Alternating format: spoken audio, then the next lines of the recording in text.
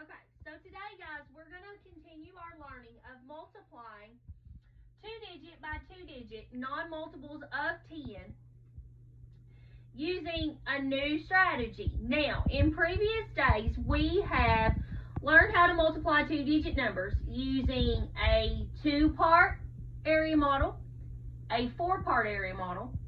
Then we transferred that thinking into using the distributive property. And we've also done 2-step and 4-step partial products. So today we're going to kind of conclude that thinking of multiplication and learn the final strategy, which is standard algorithm.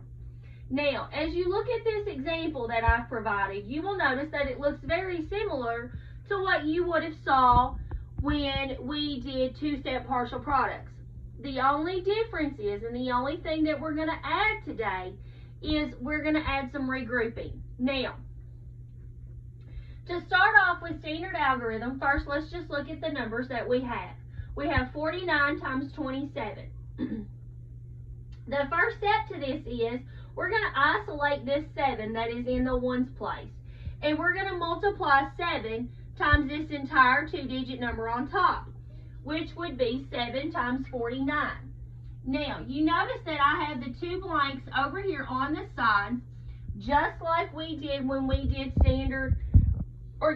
we did partial products. And all that is to center and focus your thinking so that you know exactly what you're multiplying. So, here we go. The first thing I'm going to do is I'm going to multiply this 7 straight up. And 7 times 9 is 63. So, I'm going to write that 3. Now, here's where it gets different from what we did with partial products. I'm going to write the 3 and I'm going to carry this 6 up to the tens place. And then I'm going to multiply this 7 times the 4. Well, 7 times 4 is 28, plus 6 more is 34.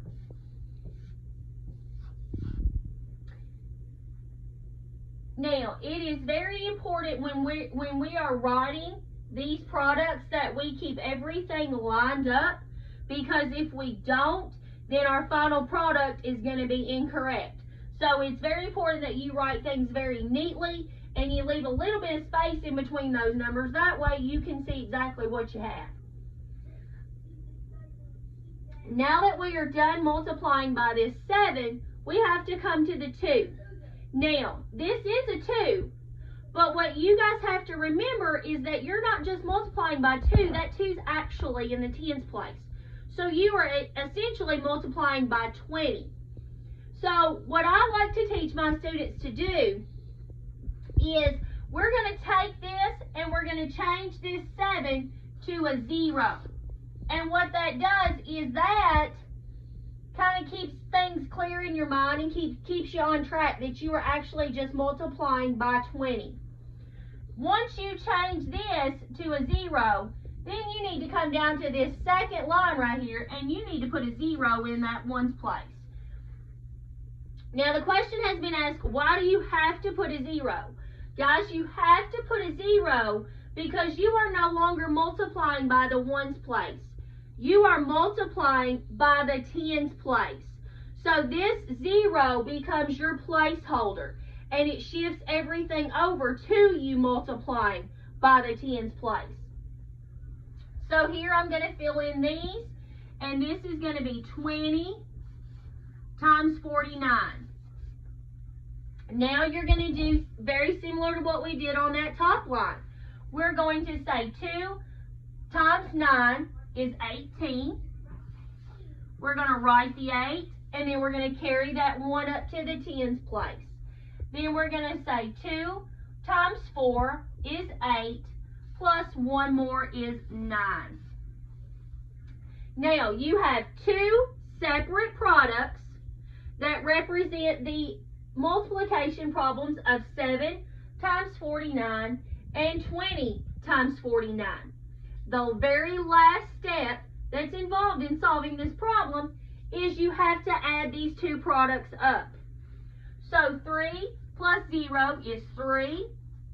4 plus 8 is 12. I'm going to write the 2 and carry that 1. 9 plus 3 is 12, plus 1 more is 13. Now, we have a product there of 1,323. Now, some teachers would accept that as your final answer, but we're 4th graders now, so we have to insert this comma. Comma rule says that we're going to start at the end of the number, and we're going to count over 3 places, and we're going to say 1, 2, 3, and we're going to drop this comma right there. And that separates your thousands from your hundreds. So to conclude this problem, we would say that 49 times 27 gives you a final product of 1,323. This concludes your example of 2-digit by 2-digit multiplication using standard algorithm. We are going to continue this practice in class. If you have any questions, please feel free to ask.